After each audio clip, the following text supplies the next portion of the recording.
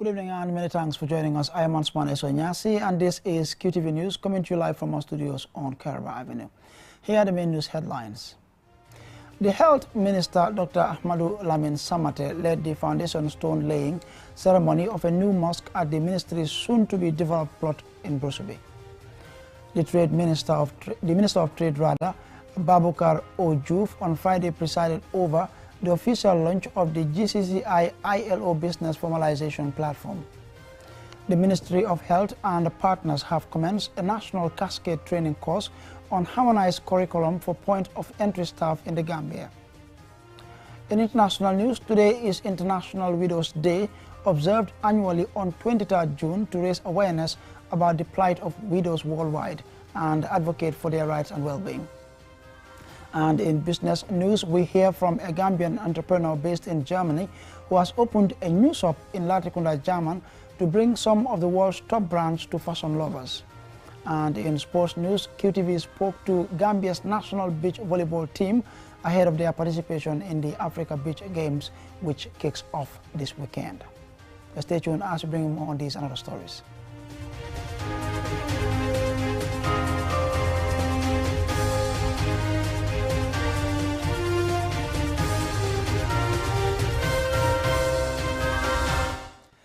On Friday, the Health Minister, Dr. Ahmadu Lamin Samate, led the foundation stone-laying ceremony of a new mosque at the ministry's soon-to-be-developed empty land in Brusubi.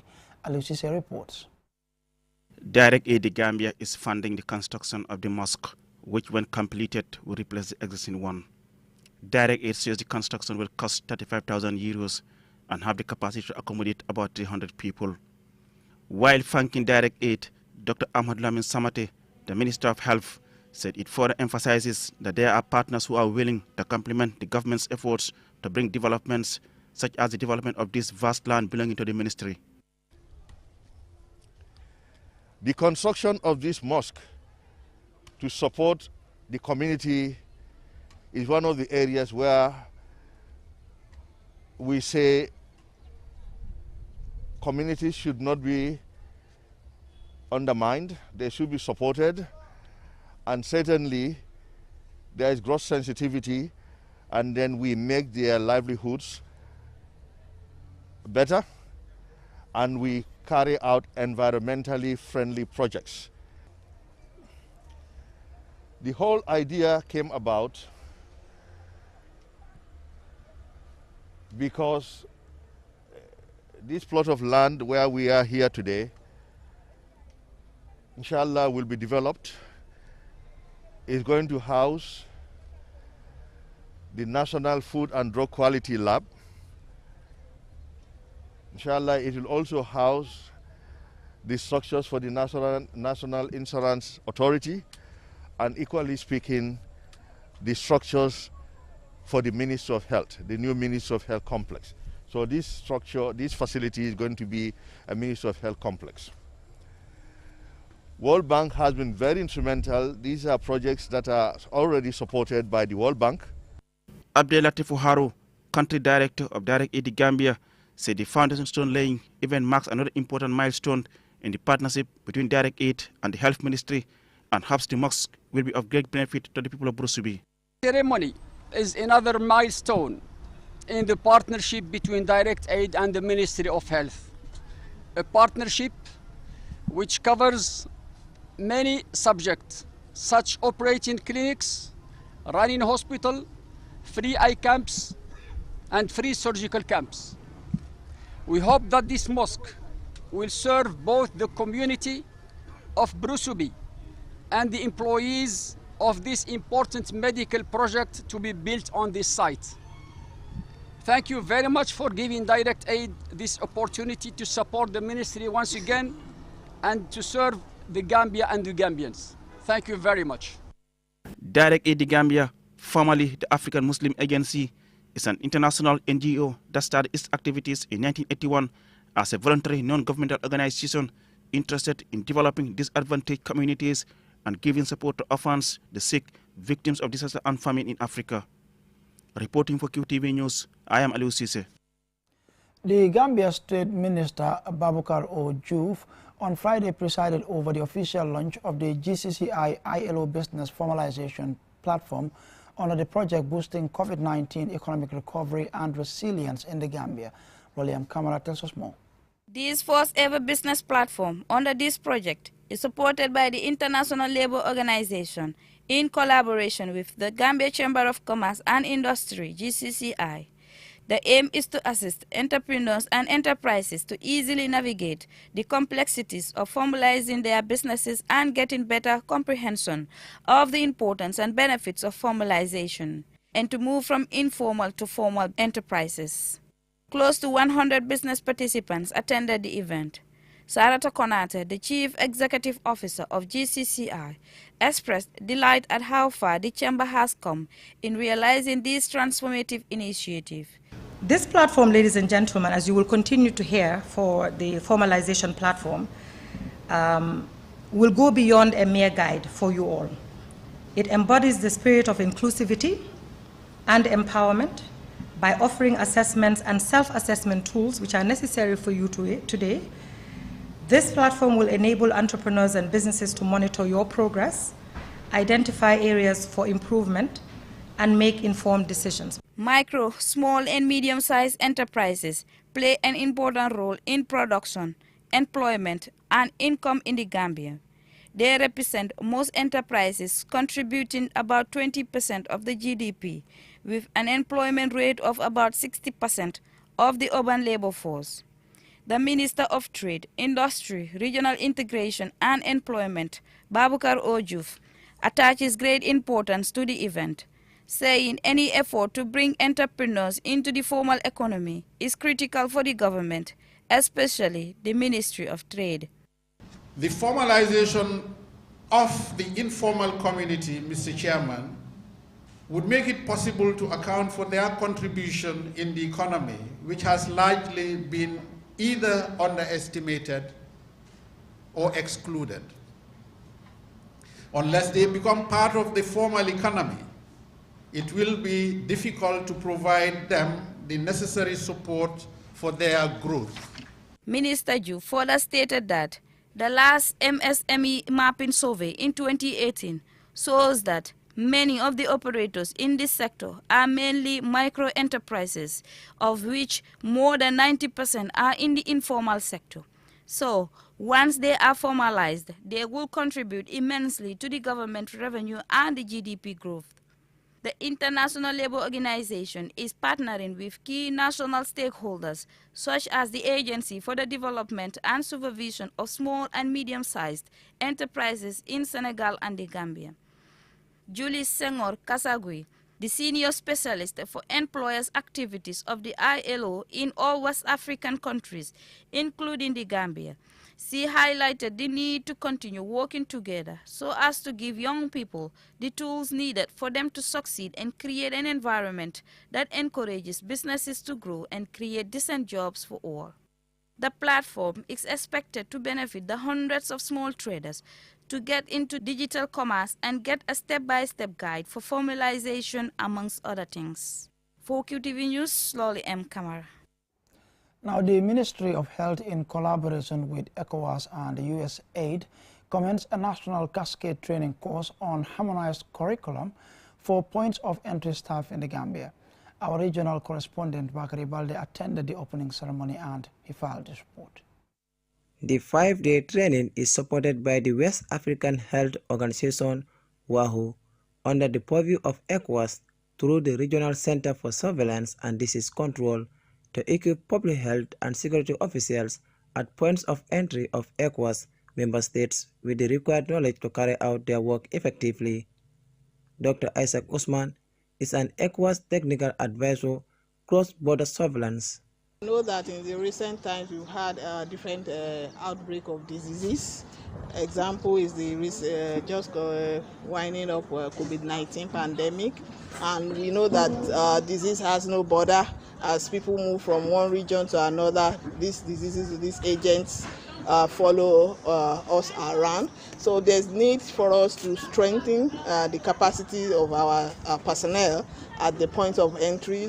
Dr. Geoffrey Okatobu, the Director of Health Services from Nigeria, is one of the training facilitators, said it is very important to build the capacity of staff at points of entry, such as seaports, airports, and borders, and he tells us his expectations. Well, the expectation is we expect our point of entry staff to have built more capacity. They have capacity already, but to build more capacity. And we also expect that this team that are being trained will also go down to cascade the training further down to others who were not opportune to be part of this training. And that strengthens the entire public health system around the point of entry. Dr. Buba Manjang, the Director of Public Health Services at the Ministry of Health, said the training is timely and outlined the intervention of his officials in disease prevention, among other matters. We have different areas of intervention. During the COVID-19, most of the work are done by public health officers. You see the rapid response team, these are the public health officers.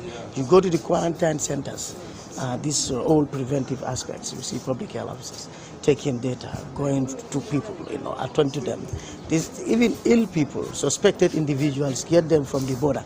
These are the people who get these people from the border before you go to your family and take them to quarantine centers, so that those people don't expose their families to at least suspected diseases they may have. And then we take them to those centers, take care of them, test them. If you become positive, you take them to the treatment center. That's where the curative aspect, the clinical aspect come in. So we work very closely as a ministry. So public health officers are doing a lot in terms of surveillance, in terms of border controls, in terms of disease investigation, to make sure that we get the quick alert, and then the disease don't kill a lot of people. At early stage, we do the response and control it. By the end of the training, participants are expected to disseminate and utilize the knowledge gained to enhance the work of their colleagues at points of entry. For QTV News, I am Bakari Balde. And the report there by Bakari Balde will lead us to the commercial break, but the news continues when we return. Inco Home Choice. Home Choice. Bagage bu baax mooy def liggéey bu baax te wóor te soo ko jëndee dina la yóbbu ci diir bu yàgg te du gaaw a yàqu. Inco Home Choice ñoo leen indil bépp xeetu bagage yi jumtuwaay yi ngeen mun a jëfandikoo ci seeni métier yi. waaw ñun Inco fii leen di jëndee suñu bagage yi Inco lañ yombalee bagage yi dañ ëpp baax quality bagage lañ lay jaay moo tax ñun liggéey bu ñoo def electrical plumbing boo jiwi Inco fii leen lay ñëw bricam ñu jënd suñu bagage ñu bàyyi ko ba ci stand Serekunda fii waaye fii leen lay ñëwee bagage dina bagage lu waral loolu Inco dañ yombalee bagage number 1 number 2 seen bagage yi dañ ëpp baax dañ ëpp quality bagage yu si mel ni power tools accessories bench tools generator yu baax welding machines ak small construction equipments muy bagage yu baax yi ngeen mën a jëfandikoo bu ngeen ay samp ay kër. Parce que Inco mo fene la bagage quality sa garantie bi la bagage ñaasa ngimi sa tije ni ta famo min na Inco ma soto janga man Gambia janga ma soto folo den nga ñoo ma koy akole na ñaawo ñandi mbe nga wuri nga na Inco nga bagage sa seet si leen ñu si suñ maakaan yi nekk ci biir réew mi foofa sa Jimpex Kanifing Sukuta Jabang traffic light ak Birkama opposite Joko night club wala ngeen call ñu ci 532-5773 wala 341-7619 wala 739-8863 wala 303-9300 wala nga email ñu incogambia@gmail.com. ak Inco Home Choice jafe-jafe ci wàllu bagage yi ngeen di jëfandikoo ci seen métier yi jeex na. Inco Home Choice. Inco Home Choice. The future is now. With QCell's 5G network, experience speeds like never before with our new 5G Rocket Fixed Internet plan. Get speeds from 10 Mbps to 100 Mbps. Your 5G-enabled devices. Walk into QCell headquarters to get one of our 5G routers and experience the true feeling of 5G. Only with QCell. QCell brings you the future. Tech, innovation, incredible speed. The future is now. For more information, call our customer care on 111. QCell, Sunyibus. We innovate, others follow. Terms and conditions apply.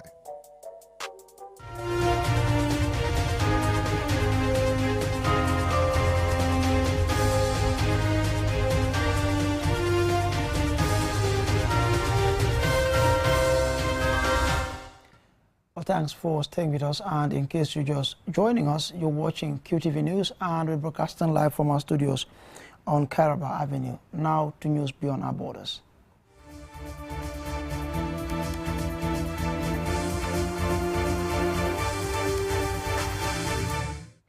So International Widows Day, IWD, is observed annually on 23rd June to raise awareness about the plight of widows worldwide, advocate for their rights and well-being, and highlight the need to address their unique social, economic and legal issues. Leana E. Igwenyiva has more in this report. International Widows Day was established by the United Nations in 2010 to draw attention to the social, economic, health and other problems endured by widows in societies and to galvanize the unique support they need. Widows have historically been left unseen, unsupported and unmeasured in most of our societies, particularly widows in developing countries. The devastating loss of a partner is magnified by a long-term fight for their basic rights and dignity, and often leaves them experiencing discrimination, social exclusion and economic hardship. In many countries, widows do not have equal inheritance rights, and they may be stripped of their land, evicted from their home, or even separated from their children. They may be denied access to inheritance, bank accounts and credit, which can have significant financial impacts for their children and future generations. It is estimated that nearly 1 in 10 widows worldwide live in extreme poverty. According to the 7th round of the Universal Periodic Review 2010 on the Gambia by the Office of the United Nations High Commissioner for Human Rights, inheritance matters are usually settled on the basis of customary or Sharia law, whereby women get a smaller portion of the property. If the man dies, the property is customarily taken over by his male relatives, and the widow may be inherited by a brother of the deceased. Or if she refuses him or is rejected by him, she may have to return to her family or may become destitute. Women are also much less likely to have access to pensions than men, so the death of a spouse can lead to destitution for older women. On the other hand, child widows, girls given into marriages before 18 years old and whose husbands die, experience multiple rights violations and face lifelong impacts from premature marriage and widowhood. According to a report by Action on Child, Early and Forced Marriage, an NGO, at least 1.36 million of the approximately 258 million widows globally are child widows, but the true number is likely higher due to underreporting. Various organizations, governments, activists, communities and civil society groups use this day to advocate for policy changes, legal reforms and social programs that address the specific needs of widows. They also hold events, conferences and campaigns to raise awareness about widows' rights, promote social inclusion and mobilize support for widows and their families. The day stands as a reminder of the ongoing work needed to address the issues faced by widows and create a more inclusive and equitable world for them. Reporting for QTV News, I am Lena E. Gwinyiba. And we now take a look at business news in a moment.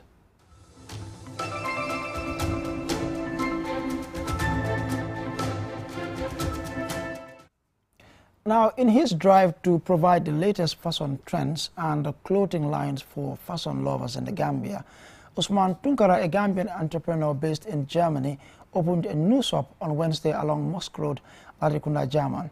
More in this report. Located in the heart of Kanifing municipality, a few minutes drive from QCell headquarters on Caraba Avenue, Serekunda, Westfield and traffic lights, Usman Tunkara's exclusive edition luxury brand shop has in stock, among other things, the latest and most sought-after global brands. This is one of several shops he owns in the Gambia. However, his desire to provide Gambian fashion enthusiasts with the latest global brands led to the opening of this beautiful shop. He explained some of the products he has on sale at the shop. The bags, all are marks, and then the shoe, as you all can see, Christian Dior, Burberry, Gucci, and then the bags too. If you can see this one, very beautiful Gucci. Very good. Leathers. I just want to bring a different market in Gambia, because when I travel to other countries, other African countries, I see there are a lot of changes, and Gambia, we don't have that, we have less. So we are Gambians. I created this idea to bring some concept.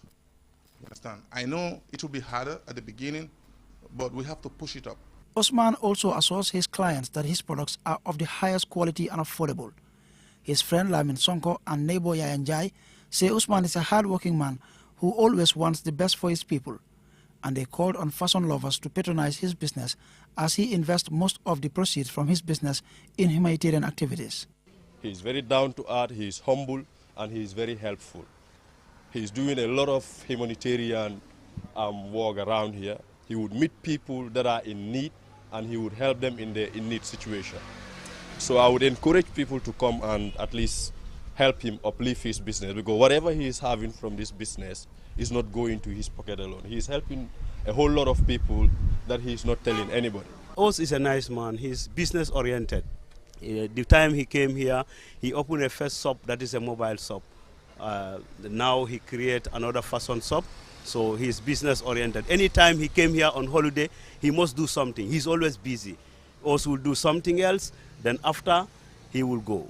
Yes, he will not waste his holiday on anything other than the business. Clothes, bags and shoes from some of the world's most popular brands are available at the exclusive edition luxury shop.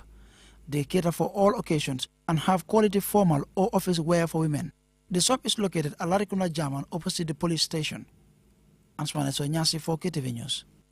I wish him all the best, and we now take a look at sports news.